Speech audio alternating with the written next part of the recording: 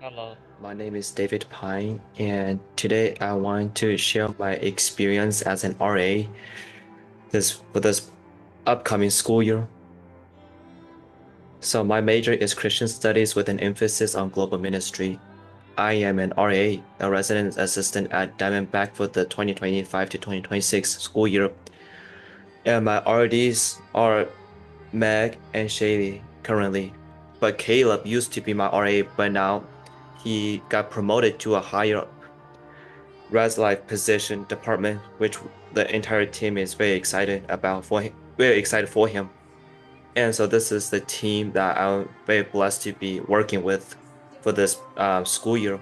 And before we kind of share anything too deeply, I just wanted to kind of go on a rant about sports.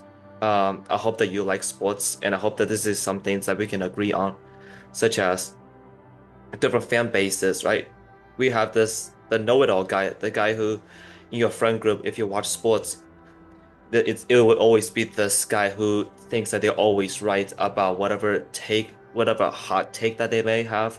They will like belittle other people's comments and say like their comments are not as smart as theirs, or maybe like the know-it-all guy would be like, this is every take that I've got right, and kind of forget about everything else that they got wrong, all the terrible takes, all the terrible things that they said was going to happen that never actually happened. It's like almost since they forgot their failures because they want to be known as the guy who knows it all. They want to be known as the guy who know ball basically, and nobody enjoys watching sports with that kind of person.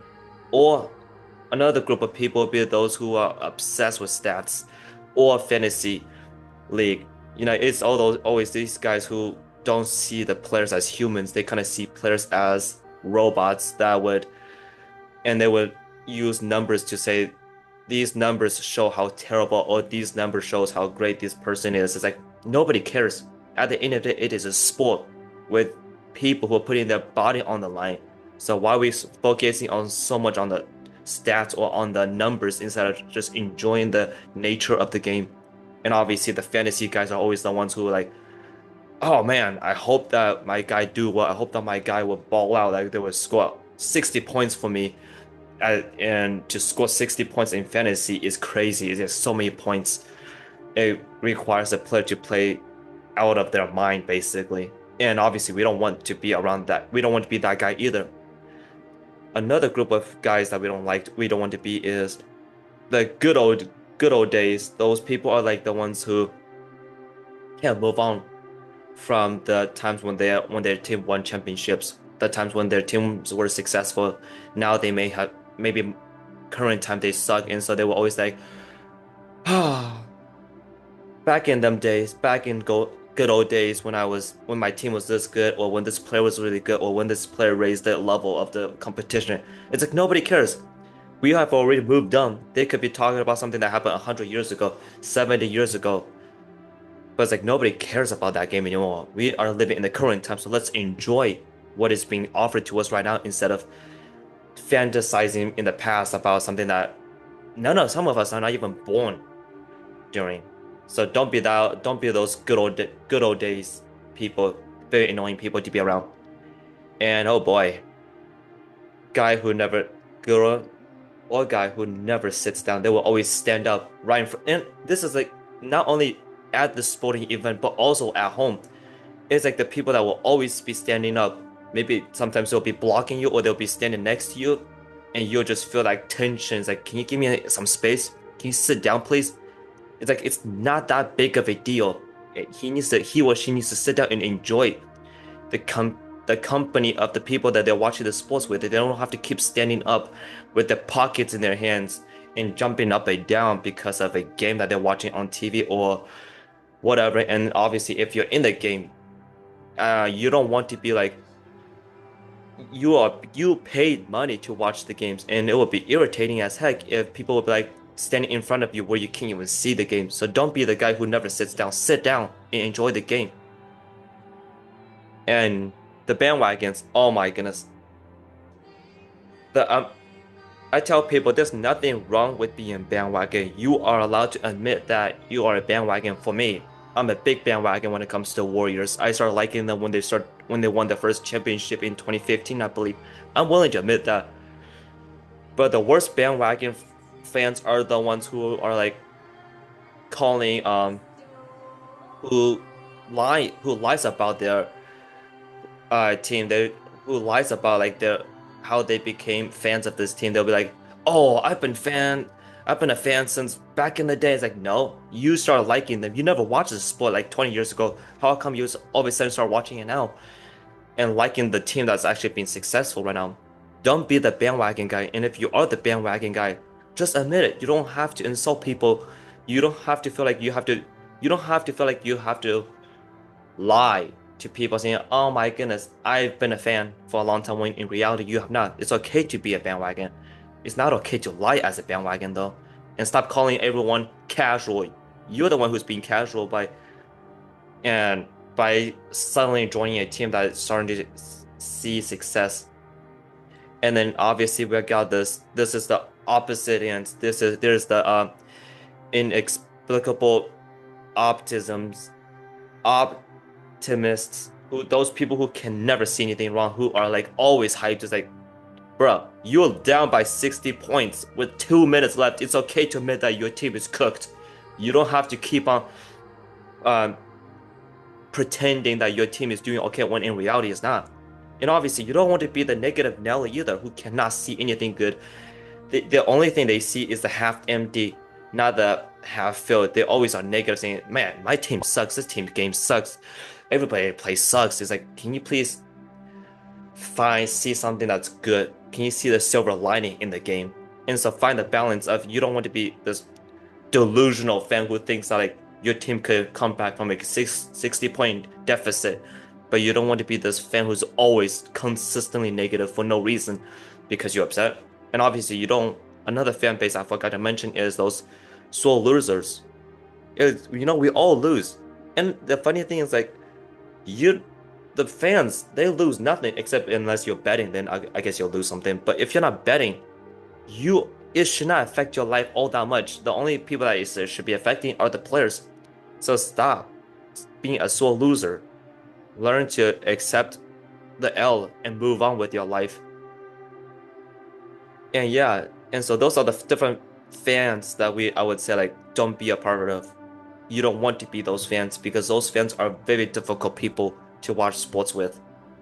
And so yeah, like I said, that's like a lot of fun rant I would call it, that always gets under my skin. And I hope that you are not one of those people. I hope that you're not a bandwagon or those like either very positive person or very, very negative person either. Or like the good old days fans, or the fan who never sits down, or the fan who thinks they know it all, or the fan who is just obsessed with stats and how well their fantasy team is doing.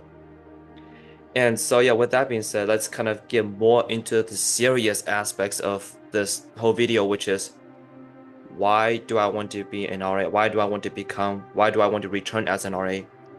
You know, over this year, I love helping people. It brings I feel I have so much joy in helping people, seeing people succeed. And as an RA, that's what our role is to help those who we consider to be our neighbors, is to help those who live in our halls to feel at home, because they literally paid money to come to school here, to live on campus. And so it's only fitting that RAs, residence assistants, do their best to make their residents feel at home at all times. And also as an RA, I feel like it forces me personally to get out of my comfort zone and actually go talk to people, go talk to my neighbors, go talk to my roommates, go talk to the people on different floors, getting to know the people that live in my building. And being an RA is also amazing because it helps residents to feel seen, to feel loved, to feel cared for. I think sometimes when we're in college, it's really easy to feel like nobody cares about us, or it's easy to feel like we're alone in this world, or in this season of life when we don't have to be. And a great way to for them not to feel all alone is not in a sense inviting yourself to their life, but introducing yourself into their life, and hopefully they will accept you. And I want to be an RA who wants to help his residents feel heard and seen and loved and cared for, and that if they have any issues that they will come to me, and hopefully I will be able to help them to the best of my ability. And obviously the most important aspects of why I want to be a returning RA is because through this position I can share the gospel through the acts of service. RAs are called to serve their residents. And yes, sharing the gospel is both verbal, but it is also action. And I want to make sure that my actions reflect the glory of Jesus. That when they look at my actions, the way I treat people, the way I interact with people, the way I help people, they maybe say, man, this guy really has something special, that this guy really love the people around them. And they could come up to me saying, hey, so what's up with this whole, like, you really love to help people. What's up with you, like, really caring for people, inviting people to things? And like I said, like, it's because of Christ.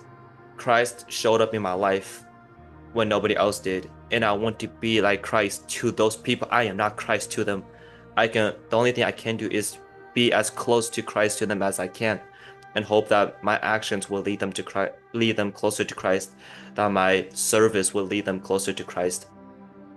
And then the second question says, share a time when you were challenged in the RA role and what you learned from that experience. I would definitely say there was one time when I had to write up my resident who I grown close over the semester because of a visitation violation.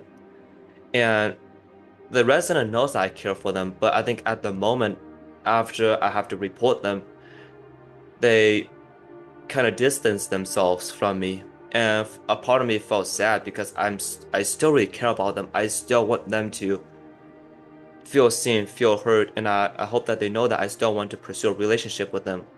And over the past couple of days, as I given them time to kind of deal with the fact that they've been caught, it's not saying I want them to get in trouble. I don't want to get them in trouble, but it just so happens I caught them in when they were in trouble. But yeah, as time kind of went by, eventually I learned that one encounter with this resident does not have to define our relationship as a whole, right? We all make mistakes, and that's okay, as long as you can learn from the mistakes. And so for me personally, it's like, how can I show up in this person's life, even if they're kind of distanced from me, trying to distance themselves from me? And that's by like acknowledging their presence, by saying hi to them in the hallways, by asking them how they're doing when I'm in the elevator with them. And maybe every now and then I would try to invite them to do things with us. And through that, they can see like, okay, this person, this RA does not view me as a bad person. And that's the thing, is like, as RAs, we don't want our residents to feel like we see them as bad people. They're not bad people. They're people who made mistakes. And even RAs make mistakes. And I want them to know that it's okay to make mistakes. It's all about learning from that mistake, and also understanding that one mistake should not define my relationship with them and their relationship with me. That as long as we can be respectful and honor each other and to love each other and to care for each other, that's what relationships are truly meant for. So for me personally, this goes outside of the RA role as well. We will encounter conflicts, we will encounter arguments, but for me personally, how can I learn from the conflicts I have with people, the arguments I have with people, and not using these small moments define our relationship as a whole? And yeah, so this is kind of these are the two questions I chose, and the reasons why I want to return as an RA, and the experience that the RA role brought into my own life. And so yeah, thank you so much for your time.